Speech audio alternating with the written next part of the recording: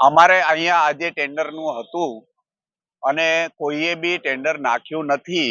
ફક્ત એક વેપારી જે બહુ વિરોધ કરતા હતા એમનો ટેન્ડર આવ્યો છે. બાકીના પૂરા 56 જણા એમનેમ છે, કોઈએ બી ટેન્ડર નાખ્યું નથી. અમારી ટિમરૂપાન વેપારી એકતા આ પ્રમાણે સાબિત થાય છે કે ખરેખર અમને બધાને બહુ જ તકલીફ છે અને એના બારામાં ત્વરિત નિકાલ ન આવે તો બહુ જ મુશ્કેલ થાય એમ છે.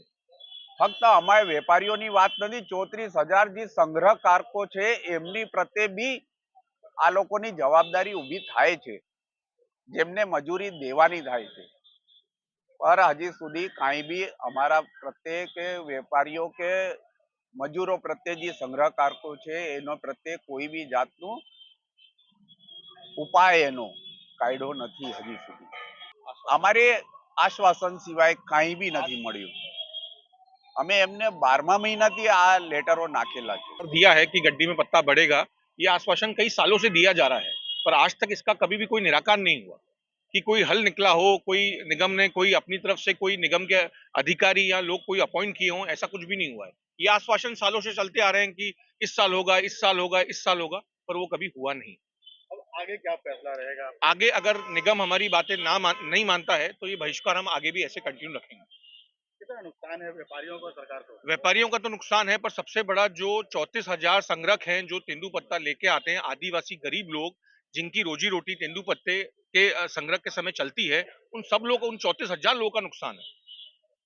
मूल विरोध किन बातों को लेकर के है? मूल विरोध जिन बातों का वो है कि एक तो सरकार ने गए वर्ष 1,300 रुपए तोड़ाई थी, उस तोड़ाई को एक ही साल के अंदर 1,300 रुपए से सीधे 2,000 कर दिया। पहला विरोध हमारा ये था।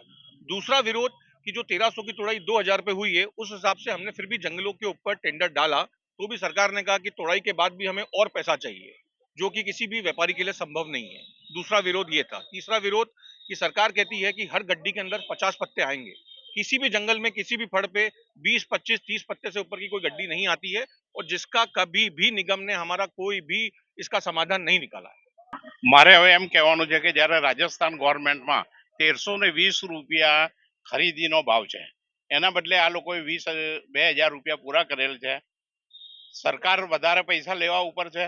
અમે ટેન્ડરોમાં વધારે ફિગરો નાખી હતી, 2,000 રૂપિયાનો ખરીદ ભાવ ભૂલી જઈને બી નાખી છે ફિગરો, છતાં બી એમનું શું લક્ષ્ય છે પૈસા ભેગા કરવાનું એ સમજમાં આવતું નથી. બીજું આ જે ગડ્ડીમાં 50 પન્નાથી ઓછા આવે છે 25, એનું મેઇન કારણ એ છે કે આમની પાસે સ્ટાફ છે નહીં. એમ છેલ્લા કેટલાક વર્ષોથી અમે જોઈએ છીએ કે કોઈ સ્ટાફ આમની પાસેથી છે નહીં. એમ તો બધું કામ અમારી રીતે જ કરવું છે. બસ અમારા આ જ કારણો છે જે લખીને આપ્યા છે અમે સાહેબોને, અને 12મા મહિનાથી ચાલી રહ્યું છે અમારું આ કોરસ્પોન્ડન્સ. છતાં બી અમે કીધું કે ચલો ભાઈ ટેન્ડરો તો ભરીશું આપણે, એમ આપણી કિંમતની અંદર જેમ પોષણ થાય એમ. એ લોકોએ મંજૂર કર્યા નહીં અમારા ટેન્ડરો.